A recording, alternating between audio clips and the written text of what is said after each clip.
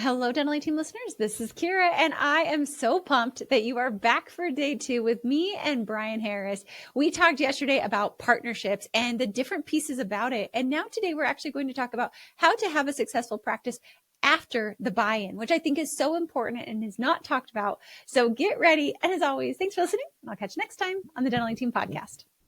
And one other thing I want to talk about really quick is after you buy in. Yeah, let's talk about that. Well, I just,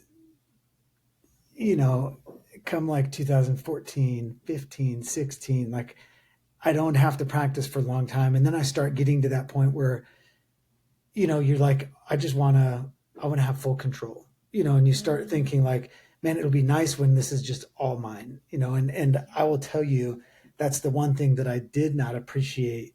That senior doctor that's been there for so long, they're the ones that have all the trust with the patients. They're the ones that they're your most predictable producer that you're ever going to find as a doctor. Like, you want them as your partner for as long as possible. And when they're ready to be bought out, you want them to stay on and continue to work for you as long as possible. True. There's that selfish side of all of us that I think we're like, I just want to call this all mine. I just want it to be mine so I can make all the decisions. But it's really, really hard to replace a family member, especially if it's like your father that you're working with. It's going to be really hard to replace them from a production standpoint with an associate doctor. Yeah. But also the stress of having to worry about somebody else's work and are they doing a good job? Are they being fair? When you have someone that you trust, especially when it's family, you don't ever have to worry about that. You don't ever have to worry about them pissing patients off or saying the wrong thing to staff, or, it's like, I think that's totally undervalued, that there's so much value in having, a long-term partner continue as a partner in the practice and continue as an associate after. Yeah, no, that's brilliant. And also just thinking, as you were saying it, I don't think that we value the wisdom and the mentorship of that senior partner. You can't put a price tag on it and you can't even realize, but I guarantee you, your dad taught you a lot about how to run a practice from a successful standpoint. He'd gone through a lot of things. Like you said, like trusted with the patients. That's what's built a lot of this foundation for you, that I think like, yes, agreed. I think it's good that we have egos to a point because they drive us. But at the same time, realizing how much you can learn from that doctor, that senior partner before they leave you. Now, of course, there's some senior partners that aren't as great. I understand that. So depending upon your partnership, but if you have a good business partner, if they're good with the business, if they're good with production, if they're great with patients, if they've built something of a legacy, if they want to leave a legacy, I think those partners are just invaluable. And so kudos. Thank you for bringing that up, because yeah, I think it is easy to want to like, move on. Like, I want to take this on, but gosh, there is a lot of wisdom in that. And also I'm sure for your dad and for those senior partners to have a place that they also trust, like to pass it to you and to see it flourish and to be able to continue to work and do their passion for as long as they want, I think is also a gift you can give that senior partner for building a practice that you were able to buy, to grow, to flourish. Just allowing them to finish out their career in a way that they want to, I think is also pretty incredible. Yeah, I agree. How do you navigate the DSO world now? I'm just going to like dive into like all the like juicies. Like, what do you do? Because like you can hold it for a legacy. How do you navigate legacy dental practices versus selling to a DSO that's paying top dollar right now? I just want to ask all the questions, Brian. I'm here for it. Do you know my story, right? Yeah, tell me. Okay. Tell our listeners. Yeah. So, I mean, I think it's absolutely a conversation needs to be had. One of the things I didn't recognize, and I don't even think Scott and I recognized it when we bought my dad out, is, we went and paid him what the practice was worth. And then we were like, wait, we have a $8.5, $9 million practice now. Who's going to buy into this? Yeah. Who's going to be the other third partner that's going to come in and, and pay, $3 million to buy in just a fraction of ownership in a practice. And so we kind of got ourselves to this place where we're like, oh, we're kind of stuck, and yes. It's a great thing. Like, it's either, okay, good, continue, do what you're doing and figure it out 20 years from now when we're ready to retire. Or, right. Do you take advantage of joining a DSO? Do you take advantage of creating a partnership now and growing with them? Mm-hmm. and what does that look like? And so, I mean, we turned down 14, 15 different offers. I mean, we'd get approached all the time, and it never made sense. And ultimately, we were approached by a group Why that did it not was, make sense? Explain why it didn't make sense. it didn't make sense for me because it was like, I want to say this in the right way. I just, I felt like we had spent a lot of time building like a reputable brand, and I felt like it was like selling out. I felt Yeah. like it was like, you know, it's like we build like this elite brand, and it's all about patient care and quality dentistry and all these things. Then it was like, oh, but we're going to take a big check, and now we're just part of this other group of bunch of other offices. Sure. And so when Gen 4 had approached me, they sat me down, and they basically were like, hey, this is what we've done in the endo space. This is what we did in the oral surgery space. This is what we did with Smile Doctors in the ortho space. And they had this track record of forming groups within these specialty industries that were uh, highly respected specialists in their industry. And so, they said, hey, we're looking to do the same thing with cosmetic dentistry and higher end family practices.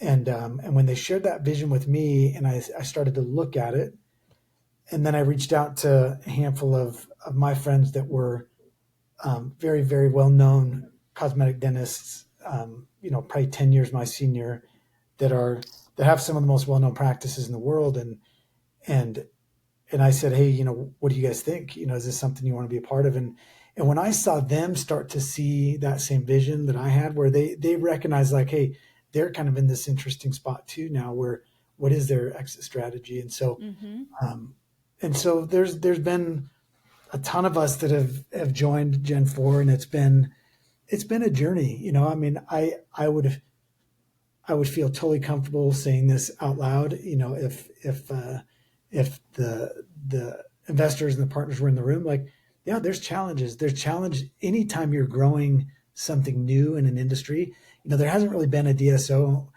out there, to my knowledge, that's been one of trying to do more higher end, higher quality. And I've worked with a ton of them, and I actually think there's some amazing groups out there that do excellent dentistry and that do very good quality dentistry.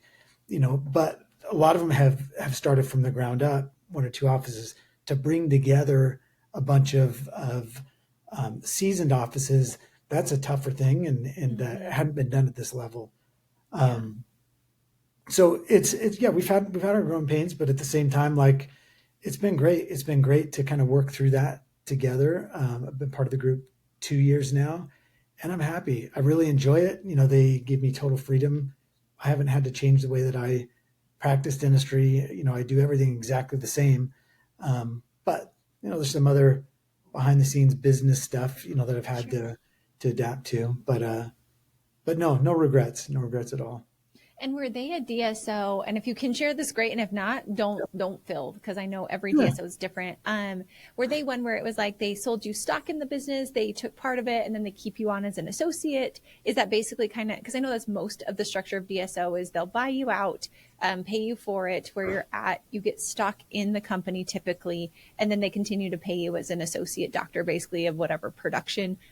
Is that how it worked for you with Gen 4, or were there different nuances or different ways that they did it for you to keep it within what you wanted it to be? Yeah, the two main structures I've seen, it's like they either come in and buy out half, and you stay half partner, and and and then you continue to grow together, or they buy you out entirely, and you roll back in some of that money in stock, and then you grow as a company. And I've seen both work. Gen 4, they came in, they bought us out entirely, and then we rolled back in a percentage of that buyout into stock in the overall company. And I think for me, when I was looking at it, I was like, well, whether they buy out 50% or they buy out all, like, either way, like, I'm committed now. I'm not going Exactly. anywhere. And so I Yeah. kind of felt like, for me, I was like, you know what, I'd rather be bought out. And now it's essentially, it's like I just have ownership in a several hundred dollar million, several $100 million Okay. company as opposed to Right. just like my own practice. So it's just Hmm. kind of a different mindset and different way of looking at it. But Yeah. yeah, No, that it's was the structure. And then I get paid a generous percentage of everything that I do, and you know it works. That's awesome. And I think, like you said, I feel like the DSO route is so brilliant for larger practices because, like you said, who's going to come in and buy us at this 8, 9, $10 million practice? And that's not even on evaluation. That's just on what we're producing. And so you tack on the valuation, like who's really going to be able to come in, and also where it's so specialized, or you do things that, like, I remember I had a doctor who was looking to buy a practice and we looked at the production and I'm like, I would strongly advise not buying this practice. I said, 70% of the production is stuff you don't even do. I was like, so how are you going to make up that production amount that you're buying when you're not even a dentist that's doing that? And so for you guys, you really did get yourself into not a corner, but like you said, it's either we can sell to someone who can buy us now, and continue to grow it, continue to work as long as we are, or our path is we just keep rolling this until we're ready to retire, which then at that point, probably your valuation's down. Someone's going to come buy it because it's less dollars for you, but you had a long term. And what's great about the DSO route that I do enjoy for practices like you is you have the option to work for pretty much as long as you want. Of course, there are structures that could change, right? Like you were bought by someone else, they could sell to someone, it could change the structure of how it is. So like that is a piece to it. But overall, I think the DSOs currently are playing with let the dentist keep producing because they love to do what they do. Don't rock that world. And that tends to be the structure I'm seeing right now. So And there's always a trade off. I would tell doctors like what you shouldn't do is feel like, well, everyone else is doing it. I just need to do it too. I Like agree. you should be able to look at it on paper and be like, this absolutely makes sense. Like it would be silly not to move forward with this because it just makes sense.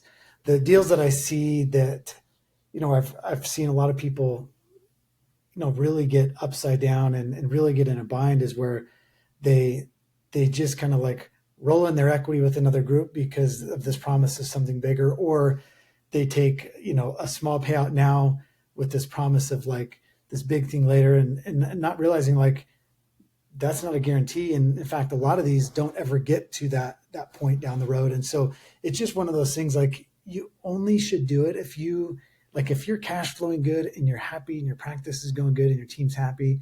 Absolutely, like there's no reason to do it. I don't think. I really don't think so. You Yeah. should only do it if you're at this position like where we were, where it's like, okay, one of the main partners is retiring. Mm-hmm. We're kind of at a point now where this is as high as we're going to be able to go with how we're doing now. And the only next logical step is to do this. Yeah. No, gosh, Brian, talk about a fun podcast. I enjoy when my Yeah. podcasts like tickle the brain and make me think harder and geek about all the things that don't get talked about. I mean, like you said, we went from partnerships to marriage to DSO buyouts. And I appreciate you sharing because I think so much of this is not discussed. So many doctors feel like they're navigating it alone. So many doctors don't know how to do a partnership. So many don't know the feelings that you shared today are normal and they're real and everyone feels them. So talk about them and here's ways that you have had success. So thanks for, like I said, last time we talked about Smile Virtual, which honestly, you guys go check out Smile Virtual. I think it's incredible telehealth. Like it's amazing, Brian. I recommend you guys all the time for it. So Thank definitely you. check out Smile Virtual for it.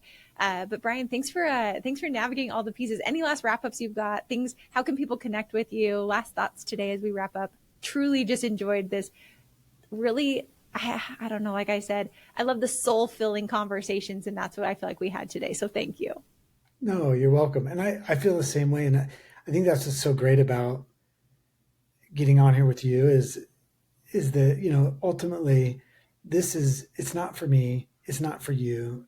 It's for those listening that have been listening to you for a long time and trust what you're teaching. It's for those because there are a lot of people that do feel stuck from time to time. And I think these are the things that don't ever get talked about. And, you know, I'll come back. We'll do the case acceptance one. I think that's super Yeah. important. But I think this is probably the right message for today. And I think the only thing that I would leave the the listeners with is just that like you have the ability to pivot. You have the ability today to like stop making decisions, just decide how you want to practice, decide how you want things to look moving forward.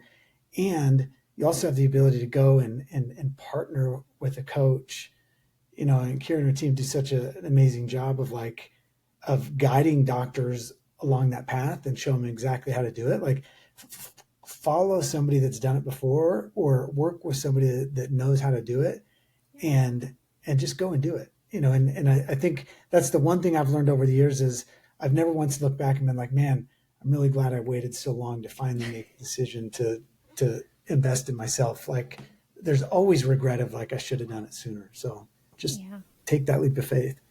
Thank you. Well, and that's a huge compliment. I appreciate you so much. And really, that's what we're here for, is to guide them. I think it's hard to, like, when you have so much passion like you and I do, to not want to share it with other people, to not want to give our guidance to people, to not want to help you navigate through these things from people who've been there, done that, and done it successfully. So Brian, thank you for being someone today to share that successful guidance. And if people want to connect with you, how's the best way to chat? Like I said, Smile Virtual, clean products, I think is like the coolest thing. Like your online courses, different pieces. How do people connect with you, Brian? Yeah, probably the best thing is probably just drbrianharris.com. So from that site, you can gain access to my social media. You can message me directly. But yeah, just www.drbrianharris.com, or at Dr. Brian Harris on Instagram. But yeah, those are the easiest ways to find me, and reach out anytime. Happy to share with anybody that is stuck or is needing anything. I love it. Thank you. And for You're all of welcome. you listening, thank you for listening, and we'll catch you next time on the Dental Team Podcast.